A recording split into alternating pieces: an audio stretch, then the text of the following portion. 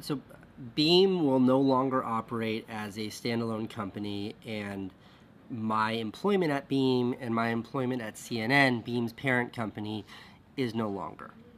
That's a lot, and I want to use this, what will be a long, boring video, to unpack all of that and explain to you sort of the circumstances around that and what all of that means. And I also want to explain a little bit of why, what the hell happened in the last year that led to this. This would be a much easier video to make if I could say that CNN fired me or that I quit from CNN. Neither of those things are the truth. The reality of the situation is I've been struggling there for a while. They've been struggling with me for a while. And collectively, we just decided this was the smartest way to move forward. For what it's worth, Matt and I are hand in hand in this, so Matt will also be moving on. What does that mean for Beme the company? Well, Beme will no longer be this kind of standalone company. Instead, what the media team has done in the last year, that will be absorbed into CNN Digital Studios, including most but not all of the Beme media team. Some people will lose their jobs. That's heartbreaking and probably the part of this whole thing that's the hardest for me, but it is a reality. On the technical side, so our entire tech force that has been so passionate about these two really amazing products they've been working on, that development will continue at CNN. And I'm happy about that. I'm happy about that because I believe in the products that they were working on. And I'm also happy about that because if they want it, they have their job attached to the same product that they've been so focused on for the last year. I'm also happy about the fact that CNN has decided to maintain the Beme YouTube channel. As some of the Beme media team is being absorbed into CNN Digital Studios, they're going to be focused on their own thing, which right now is the Beme YouTube channel. So that's also fantastic. For what it's worth, it's mostly just a title, but for what it's worth, I'm going to stay on as executive producer of the content they're making on that channel. I'm attached to it. I'm happy about that. That will be my legacy with what they're doing there. So what the hell happened? This is a very hard question to answer. I'll do my best to characterize what transpired over the last year from my perspective, and that's that, post-acquisition, that was, 1 year ago now, 1 year ago January, there was such enthusiasm by me. I was the one who spearheaded this whole thing to get this thing off the ground and get it moving. And as we built out the team and as we built out infrastructure, and when I think back specifically to early summer, late spring last year, when we were trying to get the media team up and running, so much of the way that worked depended on me as a creative, as a manager, as a leader of the team, as the architect for what we were doing. And I really struggled in that environment. It was not an environment that I was happy in. When I make stuff, when I make the videos that you see on this YouTube channel, I don't discuss it with people. I don't ask permission. I don't ask for input. I just create. And via that process, I'm able to make something and find something, and it works for me. And the infrastructure at a company like what we were trying to do at Beme, build something that's scalable and be bigger than just one individual, that process doesn't work. You can't just have one person doing one thing in a closet. We had a team, and I didn't function well within that team. I didn't. And it bummed me out. It was something that I was tremendously frustrated about because I loved that team. Every single member of that team was absolutely brilliant. And people that I consider friends. I hope they consider me friends, but people I genuinely care about. But I couldn't function as a professional. I couldn't function within that environment. And I really remember last summer I was so frustrated. I remember going home and talking to Candace about it every single night. And those frustrations precipitated. And ultimately, I stepped out of a managerial role with the team and let them do their thing, and they flourished. They made incredible content. I genuinely think that the Beme media team in my absence functioned better than when I was there. And I would step in at the end and give feedback on the content that they were creating. So then ultimately, by the end of the summer, by fall of 2017 of last year, my role there, I started to question, what value am I actually bringing to this company? I can lean on my YouTube audience to try to bring attention to the company, but that's not a meaningful role for me. I'd love to make content, but if I'm gonna go out and make Casey content, it belongs here. If I'm gonna make Beme content, it goes there, but where do I fit? I don't know if this is making sense, but all of these unanswered questions, and most of them took place in my head, all these unanswered questions yielded just me being tremendously frustrated. And that frustration would often manifest when I was in the Beme studio, trying to work things through with the team and just being I just want to do this myself. And in the end, I wasn't happy. And that sort of led us up to when Matt and I started talking with our partners at CNN.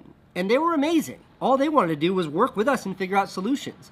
And we had a bunch of ideas, a number of solutions. But in the end, this was the outcome that made the most sense for all parties involved. I mean, we could have very easily put our heads down and hit revenue goals and focused on a business plan that was about hitting numbers and metrics. And that is the last thing in the world I want to spend my days doing. It wasn't interesting for me. And honestly, it wasn't interesting to our partners at CNN. They're like, that's not why we want to work with you. In the end, this was the optimal way for them to sort of leverage the team's talents and skill sets and use them in a way that would be most effective and functional for CNN, for their big investment that they made in this company.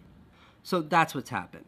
I guess a question that I imagine I would want to know is do I blame myself and I blame myself a little bit. I think there was a confluence of factors that led to this place, but I certainly take credit for a lot of them. I think that had I known then what I know now, I would have operated very differently. But it's more complicated than that. Beme was never a one-man show. So what happens now? Well, now, Matt and I are sort of free to do whatever we want. We don't have jobs anymore. I'm going to be, making videos. I have some big ideas, but I don't think that this is the appropriate place for me to talk about what I'm up to next. I want to figure that out more first. The team, like I said, the entire tech team is going to be offered a position within CNN. Whether they take it or not, I don't know. The majority of the media team is going to be offered a position within CNN. Whether they take it, I don't know. The people who aren't offered their position, I do know that CNN's giving them an extremely generous severance package. CNN, by the way, has been incredible. And not just with this decision, but since the very first time I met those guys, they've been incredible. And whether you like CNN editorially or you watch CNN or you care about CNN at all, I can tell you that every single person I met there and got to interact with there over the last year, from that sweet woman who checks my ID when I walk in the front door to the CEO, every person there has been incredible. That is a company that is comprised of amazing people, and getting to work with them, around them, be near them has been one of the great pleasures of my entire career. And I mean that.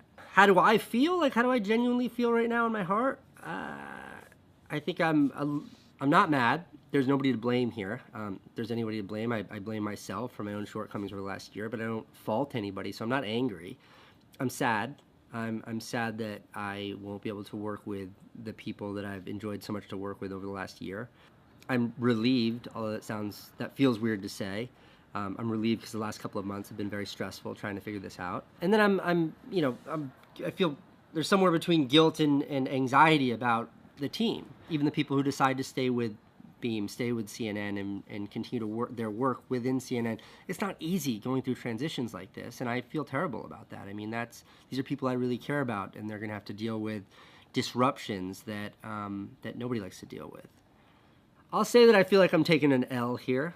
I don't see this as a failure. I see this as a company where we succeeded. This is a company where we tried 200 times, and 99 of those times we succeeded, and 101 of those times we didn't. And that's what got us to where we are right now, and that's what it means to be an entrepreneur. You try things. Last year I stepped up to bat with CNN and I struck out. But the year before that I stepped up to bat and I hit it out of the park. And that's what it means. If I was timid, if I couldn't handle something like this, if I didn't think this might be an outcome, I wouldn't have tried it in the first place. That's how this works. In fact, that's one thing that I feel weird about. It's just how cliche this is.